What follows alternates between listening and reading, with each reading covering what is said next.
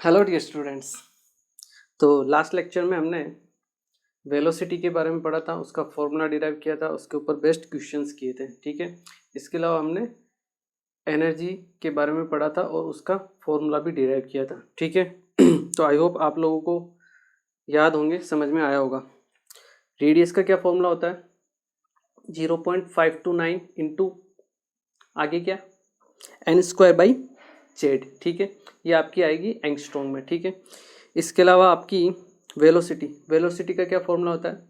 That is 2.188 into 10⁶। ठीक है, z/n metre पर सेकेंड। ठीक है, इसके अलावा एनर्जी का क्या फॉर्मूला आया था हमारे पास? -13.6 z²/n²। ये आती है आपकी इलेक्ट्रॉन वोल्ट में। ठीक है, ये आपकी इलेक्ट्रॉन वोल्ट होती है पर एटम के लिए। ठीक है ना, हम एक एटम के लिए इस एनर्जी को डिफाइन करते हैं। ठीक है, इसके अलावा हमने रिलेशन देखा था टोटल एनर्जी, काइनेटिक एनर्जी और पोटेंशियल एनर्जी के बीच में। क्या होता है relation? Total energy equal to minus kinetic energy and total energy equal to half of potential energy. ठीक है, आई होप ये आपको फॉर्मूले याद होंगे। ठीक है, तो आज हम 2-3 कुछ छोटी मोटी टर्म्स है उनको पढ़ लेते हैं और उसके बाद हम न्यूमेरिकल सोल्व करेंगे। ठीक है ना, आपकी फर्स्ट जो टर्म आती है वो आती है आपकी आयोनाइजेशन एनर्जी। क्या आती है आपकी? Ionisation energy. आयोनाइजेशन एनर्जी, देखिए आयोनाइजेशन एनर्जी होती क्या है, इसको हम आई बोलते हैं। ठीक है, ठीक है देखिए होता क्या है, आयोनाइजेशन एनर्जी का मतलब होता है ये आपका न्यूक्लियस है सपोज कीजिए। ठीक है, और इसके चारों तरफ आपका इलेक्ट्रॉन जो है रोटेट कर रहा है। ठीक है, ये जो इलेक्ट्रॉन है, इस इलेक्ट्रॉन को, ये आपका फर्स्ट शेल है। कौन सा शेल है? First shell. तो किसी भी इलेक्ट्रॉन को फर्स्ट शेल से n बराबर इन्फानेट तक भेजने में आपको जो एनर्जी की रिक्वायरमेंट होती है उसे हम क्या बोलते हैं? Ionisation energy. मतलब उसको आयन में कन्वर्ट करना। देखिए जैसे Na है, Na को आपको क्या करना है? आयन में कन्वर्ट करना है, मतलब Na+ में कन्वर्ट करना है। एक इलेक्ट्रॉन को बाहर निकालना, तभी वो Na+ में कन्वर्ट होगा। ठीक है, तो एक इलेक्ट्रॉन को बाहर निकालना है आपको, कहाँ से? इस न्यूक्लियस के अट्रैक्शन फोर्स से। तो वो कब निकलेगा? जब n की वैल्यू आप 1 से उसको इन्फानेट तक लेके जाओगे। इन्फानेट पे क्या होगा? न्यूक्लियस का जो अट्रैक्शन है इलेक्ट्रॉन के ऊपर कुछ नहीं रहता है। मैंने आपको बताया था कि अगर आपको इलेक्ट्रॉन को न्यूक्लियस से फ्री करना है तो आपको उसको इन्फानेट पे लेके जाना पड़ेगा। ठीक है, जैसे ही वो इन्फानेट पे आपका जाएगा, आपका न्यूक्लियस का जो अट्रैक्शन फोर्स है वो क्या हो जाएगा? खत्म हो जाएगा। मतलब आपका इलेक्ट्रॉन उस एटम से बाहर निकल चुका है। ठीक है, और आपका ये आयन बन चुका है। ठीक है, तो इसे बोलते हैं हम आयोनाइजेशन एनर्जी। मतलब एक इलेक्ट्रॉन को आपको रिमूव करना है। ठीक है, फर्स्ट सेल से इन्फानाइट पे उसको लेके जाना है। ठीक है, क्लियर है? अगर हम बात करें आयोनाइजेशन एनर्जी, तो यहाँ के लिए जो आयोनाइजेशन एनर्जी होती है मैंने आपको चार्ट फॉर्म में भी बनाया था। ठीक है, उसमें बताया था फर्स्ट सेल से आपको अगर इन्फानेट पे लेके जाना है तो उसके लिए जो एनर्जी की रिक्वायरमेंट होती है वो कितनी होती है? जो कि आपकी आयोनाइजेशन एनर्जी होगी वो कितनी होगी? 13.6 z²/n²। और यहाँ n की वैल्यू क्या है? फर्स्ट, तो z²। ठीक है, और अगर हाइड्रोजन है केवल तो यहाँ पे आयोनाइजेशन एनर्जी की वैल्यू क्या होगी? 13.6 इलेक्ट्रॉन वोल्ट पर एटम। ठीक है, मतलब किसी भी हाइड्रोजन लाइक स्पीसीज को, मतलब हाइड्रोजन स्पीसीज की अगर हम बात करें तो हाइड्रोजन स्पीसीज की जो आयोनाइजेशन एनर्जी होती है वो कितनी होती है? 13.6। आयोनाइजेशन एनर्जी का मतलब क्या है? आपको 1 से उसको इन्फानाइट पे पहुंचाना है। ठीक है, और उसकी जो एनर्जी है वो है आपकी 13.6। अगर आप गौर से एक चीज़ और देखो यहाँ पे, तो ये जो आयोनाइजेशन एनर्जी है वो किसके इक्वल है? वो इक्वल है आपके फर्स्ट एनर्जी शेल की एनर्जी के इक्वल। आप अगर मैं आपको पूछूं n बराबर 1 मतलब फर्स्ट सेल की, हाइड्रोजन के फर्स्ट शेल की एनर्जी क्या होगी? मैंने आपको बताई थी कितनी होती है energy of first energy shell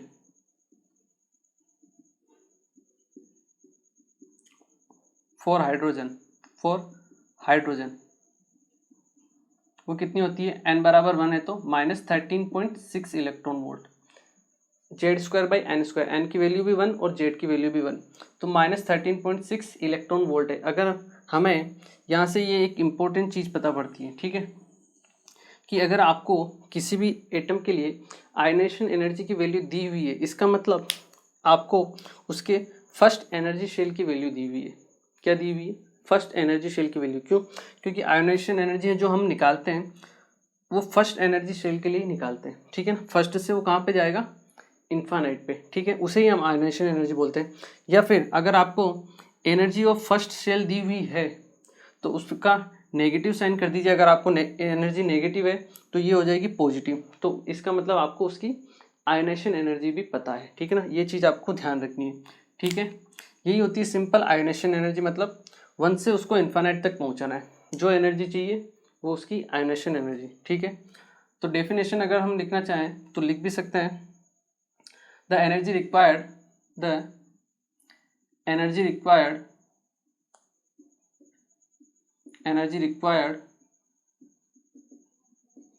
to remove an electron from its first energy shell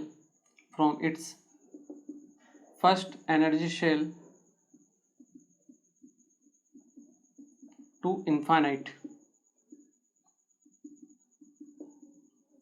ठीक है। वही जो एनर्जी होगी उसे ही हम क्या बोलेंगे? Ionisation energy. इसमें एक टर्म और आता है आयोनाइजेशन पोटेंशियल, ठीक है ना। एक टर्म और आता है आयोनाइजेशन पोटेंशियल। जैसे अगर मैं आपको बोलूं कि किसी स्पीसीज के लिए आयोनाइजेशन एनर्जी की वैल्यू आपको दी हुई है 3.4 इलेक्ट्रॉन वोल्ट, ठीक है, तो आपका आयोनाइजेशन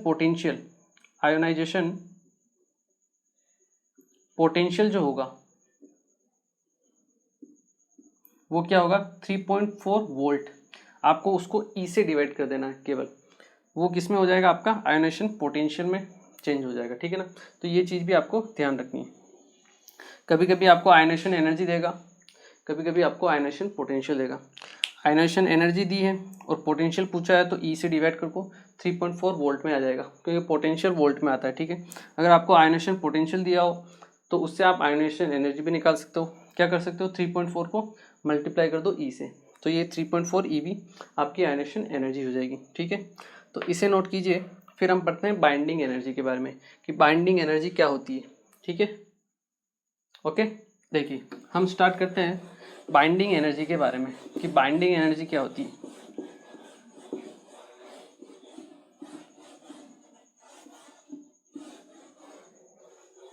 जो हमारा सेकंड टर्म है, 3 छोटे छोटे टर्म है आपके, आयोनाइजेशन एनर्जी, बाइंडिंग एनर्जी और एक्साइटेशन एनर्जी, ठीक है। हम तीनों एक बार देख लेते हैं। आपका जो सेकंड टर्म है वो है बाइंडिंग एनर्जी, ठीक है। बाइंडिंग एनर्जी क्या होती है? बाइंडिंग एनर्जी वो होती है कि जैसे ये हमारा न्यूक्लियस था, ठीक है, या फिर अगर हम बात करें शेल के बारे में बात करें, ये आपका फर्स्ट सेल, ये आपका सेकंड सेल, ये आपका थर्ड सेल, ये आपका फोर्थ सेल, ठीक है।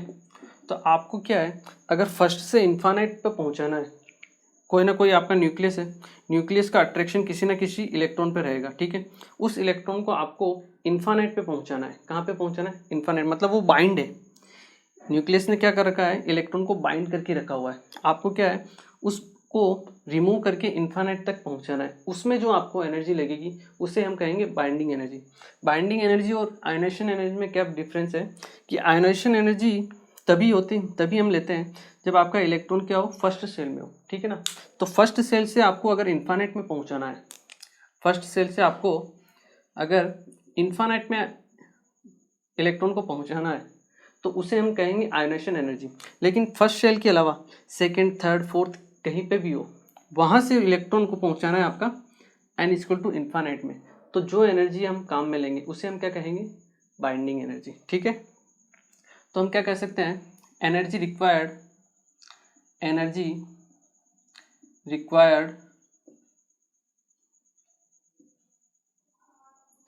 To remove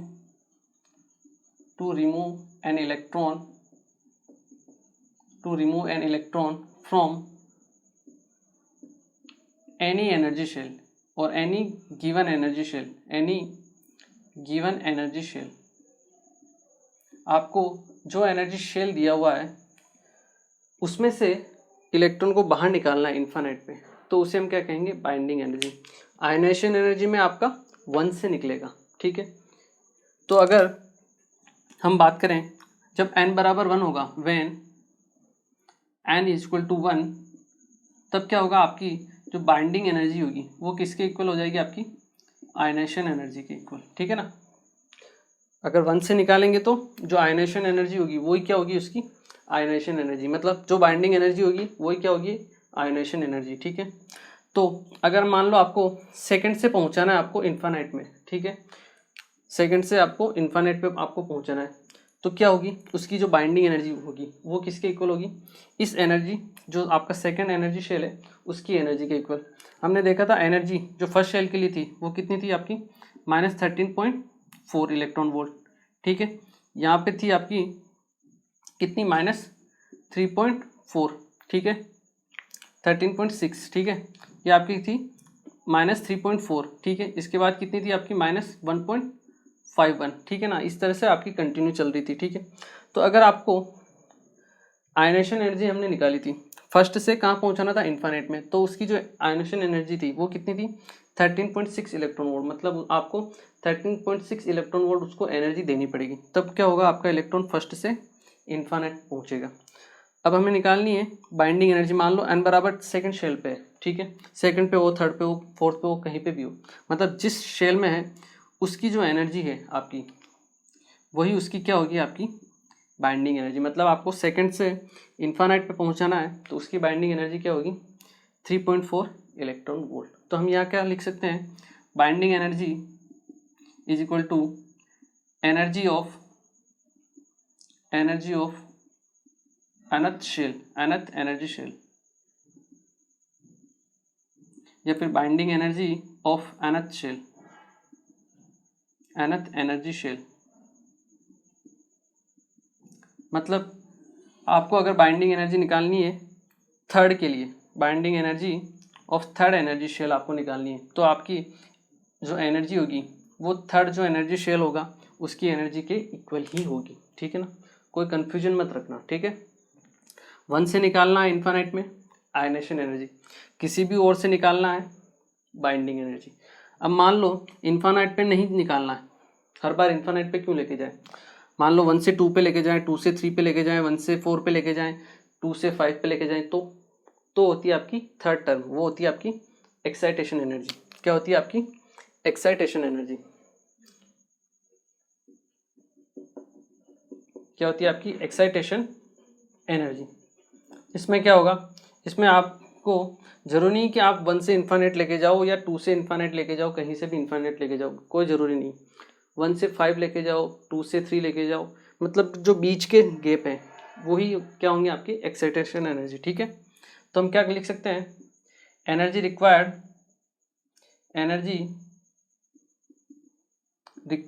to excite the electron from any given shell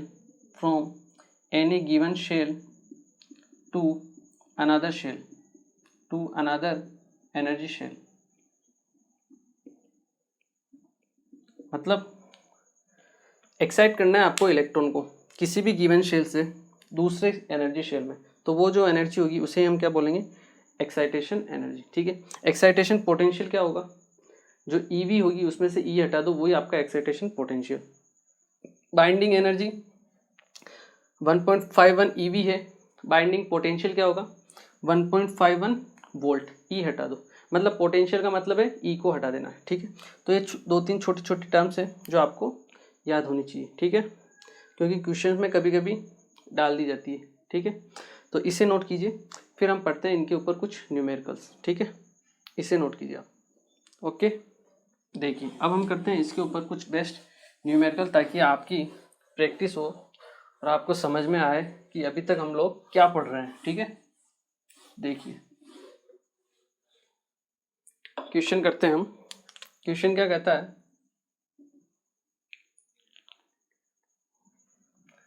the radii of two Bohr orbit, the radii of two Bohr orbit of the hydrogen atom is are in the ratio 4:9। 4:9 में आपकी radius है, ठीक है। the energy difference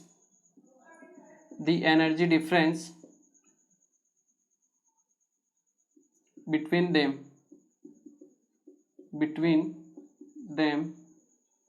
will be, or we can say may be, ठीक है, क्या हो सकता है, ठीक है। 4 ऑप्शन दिए हुए हैं आपको। 1.89 इलेक्ट्रॉन वोल्ट, सेकंड है आपका 3.4 इलेक्ट्रॉन वोल्ट, थर्ड है आपका 12.09 इलेक्ट्रॉन वोल्ट, और फोर्थ है आपका 0.472 इलेक्ट्रॉन वोल्ट, ठीक है। आपको इसको सॉल्व करना है, ठीक है। क्वेश्चन क्या कह रहा है, the radii of two Bohr orbit, 2 Bohr orbit है, ठीक है, हाइड्रोजन एटम के लिए है, उनका रेशियो दिया हुआ है आपको R1/R2 4:9, ठीक है। आपको निकालना क्या है, एनर्जी डिफरेंस बिटवीन देम। तो वो जो 2 ऑर्बिट हैं, जो शेल हैं, मतलब हो सकता है वो फर्स्ट में हो, सेकंड में हो, थर्ड में हो, कहीं पे भी हो, उनका जो एनर्जी का डिफरेंस है वो क्या हो सकता है इसमें से, ठीक है, A B C D में से। ये मल्टीपल चॉइस क्वेश्चन है, इसमें आपके एक से ज़्यादा भी आंसर हो सकते हैं, ठीक है। तो देखिए इसको हम कैसे सोल्व करेंगे। देखो एनर्जी है, ठीक है, और रेडियस का वैल्यू दिया हुआ है आपको, ठीक है। तो हम इसे कैसे सोल्व करेंगे, देखिए रेडियस क्या होती है आपकी, डायरेक्टली प्रोपोर्शनल टू होती है किसके, n² के, ठीक है। हाइड्रोजन के लिए तो जेड की कोई वैल्यू नहीं, जेड की वैल्यू 1 होगी, मतलब R directly proportional to n², ठीक है। मतलब यहाँ से हम कहें R1/R2 is equal to n1²/n2², ठीक है। तो R1/R2 का रेशियो क्या दिया हुआ है, 4/9। इसका मतलब n1/n2 ये क्या हुआ, 2/3। ये क्या हुआ है, हमारे पास रेशियो निकला हुआ है, क्या निकला है, रेशियो निकला है, किसका, शेल का, n1 और n2 का। इसका मतलब ये नहीं कि आपका ये n1 की वैल्यू 2 है और n2 की वैल्यू 3 है, मतलब आपका सेकंड शेल और थर्ड शेल, ऐसा जरूरी नहीं, हो भी सकते हैं और नहीं भी हो सकते। क्यों, क्योंकि देखिए n1 2 भी हो सकता है और n2 क्या हो सकता है आपका 3, एक तो पॉसिबिलिटी ये है। n1 अगर मैं कहूँ 4 और n1 कहूँ मैं 3 और n2 कहूँ मैं आपका 6, तो रेशियो क्या आता है, 1/2 आता है, ठीक है। 3/9 कहूँ, 3/8, 2/3, तो इसे मैं कह सकता हूँ 4 और 6 में कह सकता हूँ। 4 और 6 में कहूँ तो n1 और n2 का रेशियो क्या आएगा, 2/3, तब भी हो सकता है आंसर आ सकता हो। या फिर इसको मैं कहूँ 6 और n2 को कहूँ 9, मतलब हमारे पास कुछ भी एनर्जी शेल हो सकता है, जरूरी नहीं कि 2 और 3 ही हो। एक आंसर हो सकता है कि 2 हो और एक 3 हो, लेकिन बाकी भी पॉसिबिलिटी हो सकती है, वो हमें चेक करनी है, ठीक है। अब देखिए एक तो पार्ट ये था, अब आपको निकालना है एनर्जी डिफरेंस, ठीक है। तो ऐसा करते हैं हम फर्स्ट के लिए एनर्जी डिफरेंस निकालते हैं, ठीक है।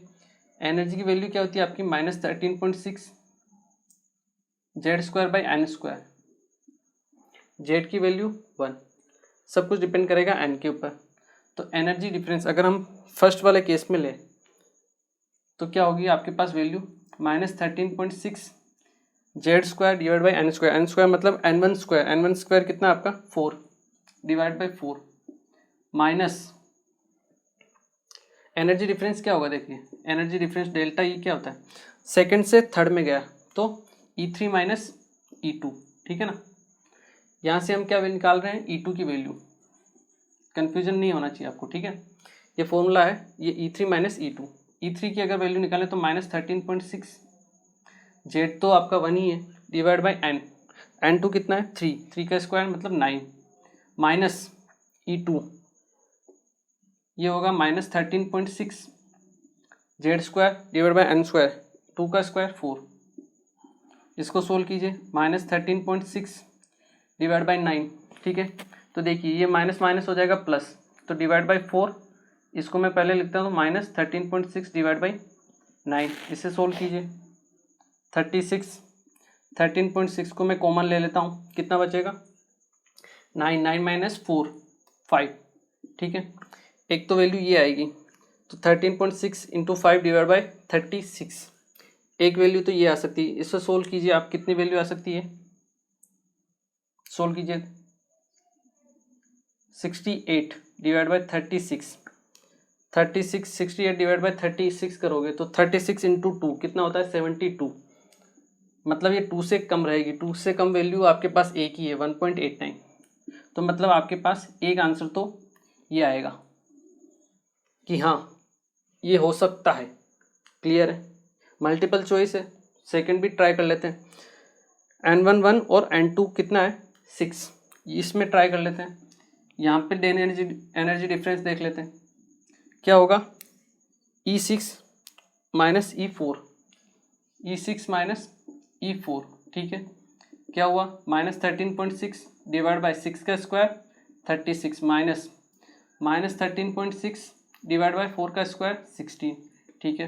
ये माइनस माइनस प्लस 13.6 को आपने कॉमन ले लिया, कितना बचा 1/16 माइनस 1/36, ठीक है। 13.6 इंटू ये हुआ 16 इंटू 36, तो 36 माइनस 16 कितना बचा ऊपर 20, ठीक है। इसको सोल्व कीजिए, 4 से जाएगा ये 5 टाइम्स, ये 4 से जाएगा 4 टाइम्स, ठीक है। ये 4 से जाएगा आपका 4 3 12, 3.4, ठीक है। 3.4 इंटू 5 ये होता है आपका 17, 17 डिवाइड बाई 36, इसको आप सोल्व करोगे तो आपका आंसर जो आएगा 0.5 के आसपास, मतलब 0.472 इलेक्ट्रॉन वोल्ट, तो ये भी सही है, दूसरा भी सही है। तीसरा देखो, या फिर आपको तीसरा देखने की ज़रूरत भी नहीं है, क्यों, क्योंकि देखिए फर्स्ट में जो एनर्जी या डिफरेंस है वो कितना है 1.89, जो सेकंड है उसमें एनर्जी डिफरेंस कितना है 0.472, मतलब एनर्जी डिफरेंस क्या हो रहा है नीचे की तरफ जा रहा है, गिर रहा है। यहाँ हम एनर्जी डिफरेंस निकालेंगे तो वैल्यू इससे भी और छोटी ही आएगी, क्या ऑप्शन में इससे छोटी कोई वैल्यू है, नहीं है, बाकी ये दोनों क्या वैल्यू इससे बड़ी है, मतलब ना तो ये आंसर आपका सही है ना ही ये आपका सही है, ठीक है। आप चाहो तो क्रॉस चेक करके भी कर सकते हो, N2 की वैल्यू आपकी 9 रखिए और N1 की वैल्यू 6 रखिए, इससे वैल्यू छोटी आएगी और ये दोनों ऑप्शन गलत होंगे, ठीक है। तो इस टाइप के मल्टीपल चॉइस के क्वेश्चंस भी आ जाते हैं, तो वो भी आपको चेक करने होंगे, ठीक है। कैसे करेंगे वो मैंने आपको बता दिया, इसे नोट कीजिए, फिर हम एक क्वेश्चन और करते हैं इसके ऊपर। ओके देखिए, अब हम करते हैं एक क्वेश्चन और करते हैं इसके ऊपर।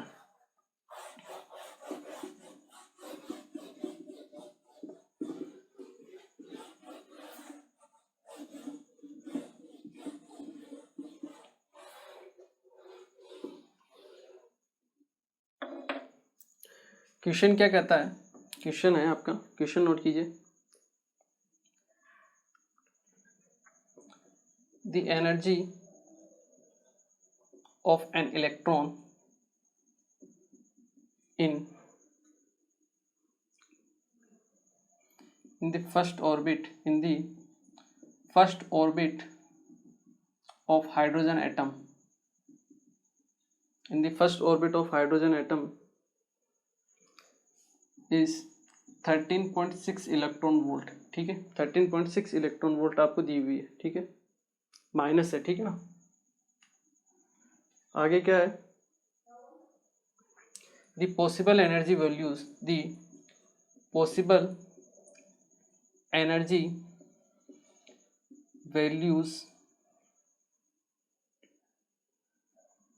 of the excited state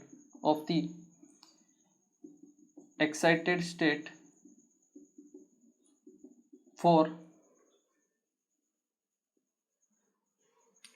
electron in Bohr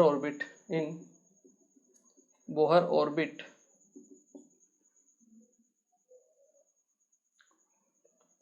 of Li2+R। ठीक है, आपको ऑप्शन भी दिए हुए हैं। ठीक है, ऑप्शन नोट कीजिए, -3.4 इलेक्ट्रॉन वोल्ट, सेकंड है -30.6 इलेक्ट्रॉन वोल्ट, सी आपका -13.6 इलेक्ट्रॉन वोल्ट एंड डी है ऑल ऑफ अबव। ठीक है, तो देखिए इस क्वेश्चन को कैसे सोल्व करते हैं। ठीक है, क्वेश्चन क्या कह रहा है, पहले क्वेश्चन समझते हैं। क्वेश्चन की लैंग्वेज समझना सबसे ज़्यादा इंपॉर्टेंट है। ठीक है, देखिए the energy of an electron in the first orbit of hydrogen atom is -13.6 electron volt. Hydrogen के लिए उसके फर्स्ट ऑर्बिट की एनर्जी दी हुई है, हमें पता है कितनी होती है, -13.6 इलेक्ट्रॉन वोल्ट। ठीक है, वो उसने दे के रखी है। ठीक है, the possible energy values of the excited state for electron in Bohr orbit of Li2+, मतलब लिथियम के लिए वो क्या क्या एनर्जी वैल्यूज हो सकती है पॉसिबल, इनमें से वो पूछ रहा है। मतलब जैसे हाइड्रोजन के लिए तो उसने n = 1 के लिए दे दी है वैल्यू, कितनी है, -13.6 इलेक्ट्रॉन वोल्ट। हमें तो ये आपके हाइड्रोजन के लिए है n = 1 -13.6 इलेक्ट्रॉन वोल्ट। ठीक है, अब अगर हम n = 2 के लिए निकालें तो क्या हो जाएगी, -3.4 इंटू Z², क्योंकि लिथियम के लिए निकाल रहे हैं हमें निकालनी है, तो इंटू हम क्या करते हैं Z², क्योंकि एनर्जी का क्या फॉर्मूला होता है, -13.6 इंटू Z²/n²। n तो आपकी जो शेल है वो, और इंटू Z²। ठीक है, अगर हाइड्रोजन के अलावा किसी के लिए निकालनी है तो इंटू Z²। ठीक है, थर्ड n = 3, क्या होगा आपका, -1.51 इंटू Z²। अगर हम Z² की वैल्यू साथ में पुट करें तो लिथियम के लिए Z होता है 3 इंटू 3 मतलब 9। ठीक है, n = 4 में क्या हो जाएगा, 0.85 इंटू 9, यहाँ पे भी आपका Z² मतलब 9। ठीक है, यहाँ पे भी आपका 9। ठीक है, n = 5 चाहिए, तो 5 तक तो अपने को याद है, देखो। ठीक है, ये आपको याद रखनी है। बाकी अगर और कोई शेल होगा एनर्जी शेल तो उसको हम कैलकुलेट कर लेंगे यहाँ से। ठीक है, अब देखिए फर्स्ट शेल के लिए अगर हम एनर्जी देखें तो -13.6 इंटू 9 करेंगे तो ये अराउंड 120 के आसपास आएगा। कोई भी ऑप्शन है नहीं है, मतलब ये तो नहीं हो सकता। n = सेकंड शेल में हम बात करें, -3.4 इंटू 9 करेंगे तो ये आंसर आएगा आपके पास -30 के आसपास आएगा। ठीक है, तो 30 के आसपास का आपके पास आंसर है, तो ये तो एक पॉसिबल आंसर है, बिल्कुल हो सकती है। लिथियम के लिए किसी भी एक्साइटेड स्टेट के लिए पूछ रहे हो तो पॉसिबल एनर्जी वैल्यूज पूछ रहा है, तो मतलब कौन कौन सी है, मल्टीपल चॉइस क्वेश्चन है, तो आपका एक तो ये आंसर रहेगा सेकंड शेल। 1.5 इंटू 9 करते हैं, कितना आएगा आपके पास, 13 पॉइंट समथिंग आंसर आएगा, बिल्कुल है आपके पास। ये आपका -13.6 इलेक्ट्रॉन वोल्ट, तो n = 3 भी होगा। 0.85 इंटू 9, इसकी वैल्यू लगभग 0.7 के आसपास आएगी, 0.7 के आसपास, मतलब 7 के आसपास आंसर आएगा इसका। 7 के आसपास कोई भी वैल्यू नहीं है, मतलब ऑप्शन में नहीं है।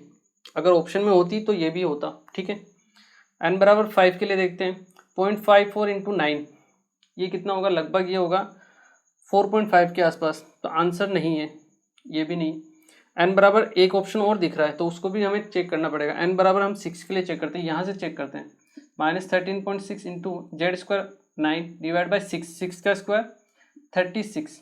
ठीक है, 9 4 जा 36, 4 से ये जाएगा आपका 3.4, मतलब 6 के लिए अगर हम लिखते n = 6 के लिए तो वैल्यू क्या आती है आपकी, -3.4 इलेक्ट्रॉन वोल्ट, मतलब ये भी आपका ऑप्शन सही है। तो आपका जो आंसर होगा वो क्या आएगा, ऑल ऑफ द अबव। ठीक है, ये आपका आंसर है, क्योंकि आपके सारे एनर्जी शेल, आपके एनर्जी की वैल्यू जो भी पॉसिबल है वो सब तीनों वैल्यू है। ठीक है, तो इसे नोट कीजिए। आई होप ये आप लोगों को समझ में आया होगा, कोई दिक्कत नहीं है, अगर नहीं भी आया है तो रिलैक्स रहिए।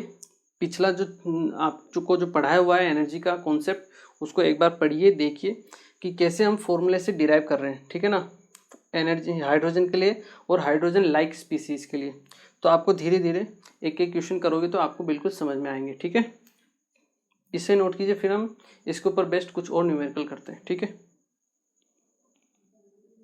ओके, देखिए अब हम इसके ऊपर बेस्ट कुछ न्यूमेरिकल करते हैं। ये जो चैप्टर है ना, ये प्रैक्टिस मांगता है। ठीक है ना, ये क्या मांगता है, प्रैक्टिस। फॉर्मूले हैं, मैंने आपको पहले ही बोल दिया है, फॉर्मूले आपको थोड़े बहुत तो याद रखने पड़ेंगे, बड़े बड़े मैंने पहले ही आपको मना कर दिया है, वो तो याद रखने नहीं है, बट जो आपके फाइनल फॉर्मूले वो तो आपको याद रखने ही पड़ेंगे, ठीक है। और थोड़ी सी आपको क्वेश्चंस की प्रैक्टिस भी करनी पड़ेगी, ठीक है। तो देखिए नेक्स्ट क्वेश्चन हम करते हैं। नेक्स्ट क्वेश्चन क्या कहता है, the ionization energy of hydrogen atom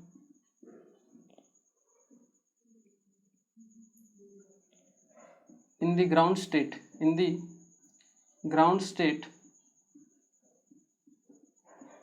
is x kilojoule है आपका, ठीक है।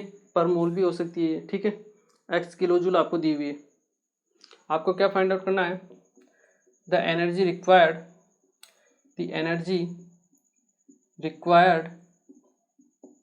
to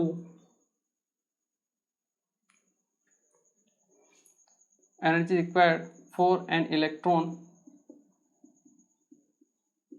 to jump from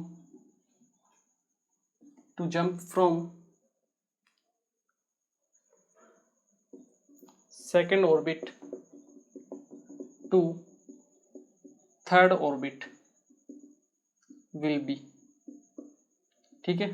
आपको 4 ऑप्शन दिए हुए हैं। फर्स्ट है आपका x/6, बी है आपका 5x, ठीक है। सी है आपके लिए 7.2x एंड जो डी है आपका वो है आपका 5/36x या 5x/36। आपको ये सोल्व करना है। ट्राई करना चाहोगे, पोज कीजिए, ट्राई कीजिए, ठीक है। मैं स्टार्ट करता हूँ। देखिए आप पोज करके ट्राई भी कर सकते हो। देखो ट्राई करोगे तो आपके लिए अच्छा रहेगा, आपसे क्वेश्चन बनेंगे, ठीक है। आयोनाइजेशन एनर्जी दी हुई है आपको, कितनी दी हुई है, x किलोजूल, ठीक है। मैंने थोड़ी देर पहले आपको बताया था कि अगर आपको आयोनाइजेशन एनर्जी पता है, इसका मतलब आपको उस एटम के लिए फर्स्ट एनर्जी जो शेल है उसकी एनर्जी पता है। आपके पास आयोनाइजेशन एनर्जी x है, तो मतलब जो फर्स्ट एनर्जी शेल है उसकी जो एनर्जी होगी वो क्या होगी, -x किलोजूल। क्लियर, ठीक है। The energy required for an electron to jump from second orbit to third orbit. अब ये n बराबर 2, यहाँ पे जो एनर्जी होगी वो क्या होगी, एटम तो आपका सेम है हाइड्रोजन, कोई दिक्कत ही नहीं है। एनर्जी का फॉर्मूला क्या होता है, देखिए -13.6 Z²/n²।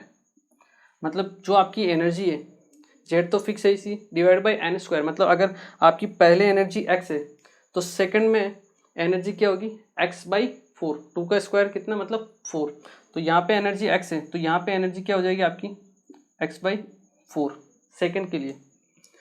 थर्ड के लिए हम बात करें क्या हो जाएगी, x/9। बिल्कुल सही, आपको तो आ गया यार।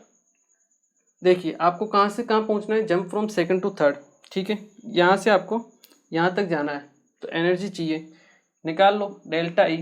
क्या होगा आपका, E3 - E2, E3 क्या है आपकी, x/9 माइनस E2 कितना है आपका, -x/4। इसे सोल्व कर लीजिए, कितना आंसर आएगा आपका, ये भी आपकी माइनस है, ठीक है ना, ये आपका माइनस, तो ये माइनस हो गया, माइनस माइनस प्लस हो जाएगा, ये हो जाएगा आपका x/4 - x/9, ठीक है। तो 9 4 जा 36 और x हमने कॉमन ले लिया बाहर, तो 9 - 4 5। तो आपके पास वैल्यू क्या आएगी, 5x/36। Clear, okay. I hope ये आप लोगों को समझ में आया होगा। क्या किया हमने, कुछ नहीं किया। आयनेशन एनर्जी पता है ना, मतलब आपको फर्स्ट एनर्जी सेल की वैल्यू पता है, ठीक है, x हो गई। सेकंड की जो होती है क्या होती है, डिवाइड बाई 4, क्योंकि सेकंड के लिए डिवाइड में क्या है, n²। तो सेकंड के लिए हम क्या करेंगे, जो भी एनर्जी उसको हम 4 से डिवाइड करेंगे, तो ये 4x/4। थर्ड के लिए 3 का स्क्वायर, x/9, ठीक है। आपको सेकंड से थर्ड में जाना है, कोई दिक्कत नहीं। डेल्टा ई क्या होगा, थर्ड माइनस सेकंड। थर्ड की एनर्जी लिखी कितनी थी, -x/9 माइनस ई टू कितनी थी -x/4 -x/4, ठीक है, ये माइनस माइनस प्लस, तो x/4 -x/9, फिर एलसीएम लिया और आपके पास आंसर, ठीक है। तो हो सकता है ये आपको टफ लग रहे हो, बट जब थोड़ी आप प्रैक्टिस कर लोगे ना, आपको यही क्वेश्चन बहुत ईजी लगेंगे, ठीक है। इसको नोट कीजिए, फिर हम एक आध क्वेश्चन और कर लेते हैं इसके ऊपर, ठीक है। इसको नोट कीजिए एक बार। ओके, देखिए अब हम एक क्वेश्चन और कर लेते हैं इसके ऊपर, ताकि थोड़ी सी और प्रैक्टिस होए आपकी, ठीक है। कोई ज़रूरी नहीं है एक भी क्वेश्चन नहीं बन रहा हो तो भी कोई दिक्कत नहीं है, ठीक है,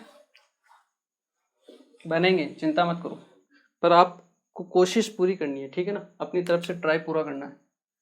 क्वेश्चन क्या कहता है, देखिए, if first ionization potential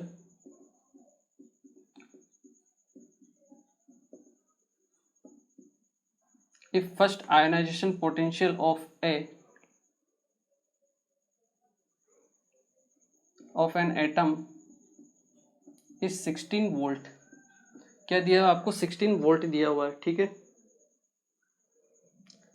then the first excitation potential will be, देखिए आपको फर्स्ट आयोनाइजेशन पोटेंशियल दिया हुआ है और फर्स्ट एक्साइटेशन पोटेंशियल पूछा हुआ है, ठीक है। आपके पास ऑप्शन है 10.2 volt, 12 volt, 14 volt and 16 volt, ठीक है। आप पोज करके ट्राई कर सकते हो, ठीक है। देखिए आयोनेशन पोटेंशियल दिया हुआ है आपको 16 वोल्ट, ठीक है। आयोनेशन पोटेंशियल का मतलब क्या है, आपको फर्स्ट आयोनेशन एनर्जी दी हुई है, मैंने आपको बताया था, वो कितनी है आपकी 16 इलेक्ट्रॉन वोल्ट, क्लियर है। फर्स्ट एक्साइटेशन पोटेंशियल पूछ रहा है, मतलब आपका इलेक्ट्रॉन 1 से कहाँ पे जाएगा, 2 पे जाएगा। फर्स्ट एक्साइटेशन पोटेंशियल पूछ रहा है, मतलब फर्स्ट से कहाँ पे जाएगा, सेकंड में जाएगा, तभी आपका वो फर्स्ट एक्साइटेशन पोटेंशियल होगा, ठीक है, मतलब एक्साइटेशन एनर्जी होगी। सेकंड के लिए एनर्जी जो होती है क्या होती है, this value divide by 4, last question में किया था, डिवाइड बाई n²। सेकंड के लिए n² कितना है 4, तो 16/4 कितना होगा आपका 4 इलेक्ट्रॉन वोल्ट, ठीक है। आपको क्या निकालनी है, तो यही वैल्यू आपको निकालनी है। फर्स्ट एक्साइटेशन पोटेंशियल कितना है, कि मतलब कितना एनर्जी चाहिए, एनर्जी गैप निकाल लो आप, डेल्टा ई कितना होता है 16 - 4, ये कितना होगा 12 इलेक्ट्रॉन वोल्ट एनर्जी आ जाएगी। आपको पोटेंशियल निकालना है तो 12 वोल्ट, ठीक है, क्योंकि फर्स्ट आयोनेशन एनर्जी दी हुई है, ठीक है, मतलब फर्स्ट के लिए n = 1 है, और फर्स्ट एक्साइटेशन पोटेंशियल पूछा है, मतलब फर्स्ट मतलब उससे एक ऊपर जाएगा, ठीक है ना, ऐसा नहीं कि 10 ऊपर चला जाएगा 11वें में, नहीं, एक्साइटेशन फर्स्ट एक्साइटेशन बोला मतलब एक लेवल ऊपर जाएगा, ठीक है। तो 1 से कहाँ पे जाएगा 2 पे, उसकी एनर्जी निकाल ली, दिस माइनस दिस, उसके बीच का एनर्जी गैप हो गया, वही आपका क्या हो गया एक्साइटेशन पोटेंशियल, ठीक है। ई को हटा दो 12V, ठीक है। आई होप आप लोगों को ये भी क्वेश्चन समझ में आया होगा, ठीक है। इसको नोट कीजिए, फिर हम अपने नेक्स्ट टॉपिक पढ़ते हैं, ठीक है ना, एक बार आप इसे नोट कीजिए। ओके, देखिए हमारा जो नेक्स्ट टॉपिक है वो है हाइड्रोजन स्पेक्ट्रम, ठीक है ना। थोड़ा सा लेंदी टॉपिक है, तो हो सकता है आज कंप्लीट ना हो पाए, ठीक है ना, तो उसे हम नेक्स्ट क्लास में पूरा करेंगे और स्टार्ट करेंगे। आज हम इसी के ऊपर बेस्ड कुछ न्यूमेरिकल्स और कर लेते हैं 2-3, ताकि आपकी और अच्छे से प्रैक्टिस हो जाए, ठीक है ना। अलग अलग वैरायटी के क्वेश्चंस करते हैं। देखिए क्वेश्चन आपके लिए मैंने यहाँ पे लिख दिया है। क्वेश्चन क्या है, radiation corresponding to the transition n = 4 to n = 2 in hydrogen atoms falls on a certain metal, मतलब आपके ये n = 2 है और ये है आपकी n = 4, मतलब 4 से जब सेकंड पे आता है तो आपकी रेडिएशन इमिट होती है, ठीक है ना। Radiation corresponding to the transition n = 4 to n = 2 in hydrogen atom falls on a certain metal, मतलब यहाँ से जो रेडिएशन निकलेगी वो रेडिएशन एक मेटल की सरफेस के ऊपर गिरेगी, ठीक है। Falls on a certain metal, जिसका आपको फाई दिया हुआ है, क्या दिया हुआ है फाई की वैल्यू क्या है 2.5 इलेक्ट्रॉन वोल्ट, ठीक है। The maximum kinetic energy of the photo electron will be, यहाँ से जो इलेक्ट्रॉन निकलेगा, ठीक है, उसकी काइनेटिक एनर्जी क्या होगी वो अपने को फाइंड आउट करना है। तो देखिए इसने क्या किया, दो क्वेश्चन को क्लब कर दिया, मतलब एनर्जी वाले को क्वेश्चन को फोटो इलेक्ट्रिक इफेक्ट के साथ क्लब कर दिया उसने, ठीक है ना। मतलब वेवलेंथ निकल रही थी, अब उसने क्या किया, वो वेवलेंथ फोटो इलेक्ट्रॉन किसी मेटल सरफेस पे इमिट करवा दी, उससे क्या हुआ, आपका एक इलेक्ट्रॉन इजेक्ट हो गया। तो वो हम ये इस टाइप के क्वेश्चन क्या है, मिक्स टाइप के क्वेश्चन होते हैं, ठीक है ना, कभी कभी पूछ लिए जाते हैं। तो ये ऐसे क्वेश्चन भी हमें आने चाहिए। तो देखिए हमें पता है कि जो इंसिडेंट एनर्जी है, मान लो इसकी जो एनर्जी है वो ई आई है, तो ई आई इक्वल टू क्या होता है आपका 5 प्लस के ई मैक्स, ठीक है, 5 प्लस के ई मैक्स हमें फाइंड आउट करनी है। और 5 की वैल्यू आपको 2.5 वर्क फंक्शन दिया हुआ है ऑलरेडी, 2.5 इलेक्ट्रॉन वोल्ट, अपने को ई आई निकालनी है। तो ई आई हम यहाँ से निकाल सकते हैं। ई आई अगर हमें निकालनी है 4 से 2 के बीच में, क्या होगा, -13.6, या अगर हम कहें ई आई इक्वल टू 4 से 2 पे जा रहा है तो E2 माइनस E4, ठीक है। E2 की वैल्यू क्या होती है अपने को पता होगा, कितनी होती है, -3.4 इलेक्ट्रॉन वोल्ट, ठीक है, क्लियर है। फिर क्या होती है -1.51 और बाद में -0.85 इलेक्ट्रॉन वोल्ट, ठीक है, हाइड्रोजन के लिए, ठीक है, हाइड्रोजन एटम की बात कर रहे हैं, ठीक है। अब एनर्जी डिफरेंस इन दोनों के बीच में कितना होगा, 3.4 माइनस करो आप 0.85 को, ये आपके पास आएगा 2.55।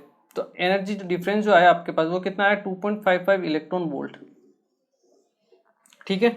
E2 माइनस दिस 2.55, यहाँ से वैल्यू पुट कीजिए 2.55, that will be equal to 2.5 plus K E max, ठीक है। यहाँ से के ई मैक्स की वैल्यू आपके पास आ जाएगी, क्या आएगी, 2.55 minus 2.5, that is 0.05 electron volt, ठीक है। अब अगर आपको क्वेश्चन में ऑप्शन में इलेक्ट्रॉन वोल्ट में पूछा है तो यही आंसर है। मान लो अगर जूल में पूछा है तो 0.05 इंटू 1.6 इंटू 10⁻⁻19 से मल्टीप्लाई कर दीजिए, ये आंसर आपके आ जाएगा किसमें, जूल में, ठीक है। तो दोनों तरीके से आप कर सकते हो, ठीक है। तो एक क्लब क्वेश्चन था, अच्छा क्वेश्चन था, ठीक है, इसे नोट कीजिए। फिर हम एक और क्वेश्चन करते हैं। ओके, देखिए ये रहा आपका सेकंड क्वेश्चन, ठीक है ना।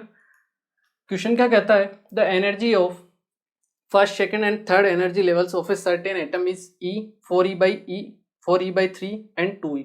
मतलब कोई एटम है, ठीक है, कोई भी एटम दिया हुआ है आपको, उसके एनर्जी लेवल है आपका है, ये फर्स्ट है, ये आपका सेकंड है, और ये आपका थर्ड एनर्जी लेवल है, ठीक है। और एनर्जी आपको दी हुई है, इसकी क्या है आपकी E, ये आपकी 4E/3 और ये है आपकी 2E, ठीक है। A photon of wavelength lambda is emitted during transition from third to first. मतलब जब आप थर्ड से फर्स्ट में जाते हो तो एक फोटोन इमिट होता है जिसकी वेवलेंथ क्या है आपकी, लेमडा है, ठीक है। What will be the wavelength of emission for transition second to first.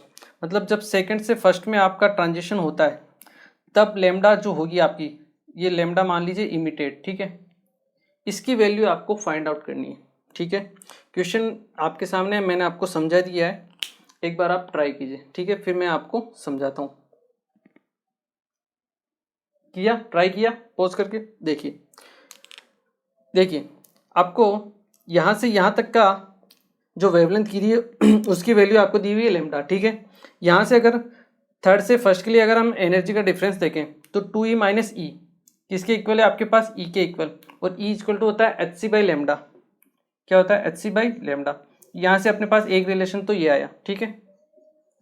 अब मान लो यहाँ से जो लेमडा इमिटेड हुई हमें पता करनी है, यहाँ का एनर्जी डिफरेंस क्या है, 4E/3 और E, तो 4E/3 माइनस E, ये कितना होगा आपका 1/3E, ठीक है। ये एनर्जी डिफरेंस है, किसके इक्वल होगा ये 1/3E, किसके इक्वल होगा hc/λ इमिटेड जो इमिट होगी, ठीक है। यहाँ से E की वैल्यू यहाँ पे पुट कर दो, ठीक है, क्योंकि अपने को लेमडा इमिटेड की वैल्यू चाहिए लेमडा की टर्म्स में, ठीक है ना।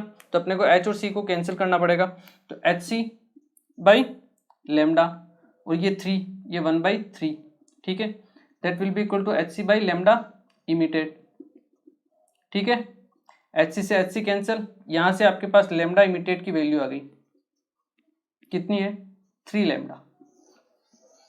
ठीक है, तो इजी क्वेश्चन था ये भी।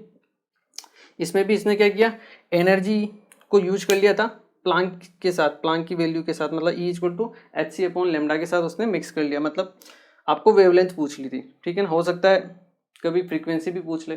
ठीक है ना, तो इस टाइप के क्लब क्वेश्चंस भी आ सकते हैं। ठीक है ना, तो पहले अगर हमने सिंपल इजी क्वेश्चंस कर लिए तो हम क्लब क्वेश्चंस भी इजीली कर सकते हैं। ठीक है, तो आज के लेक्चर को हम यहीं फिनिश करते हैं।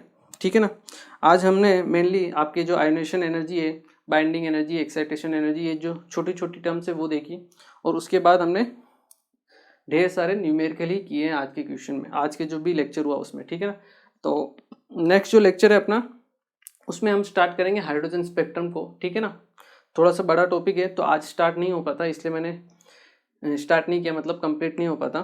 ठीक है ना, तो नेक्स्ट लेक्चर में हम उससे स्टार्ट करेंगे, और बस फिर उसके ऊपर जो भी बेस्ट क्वेश्चन होंगे वो करेंगे। ठीक है, तो मिलते हैं नेक्स्ट लेक्चर। Thank you.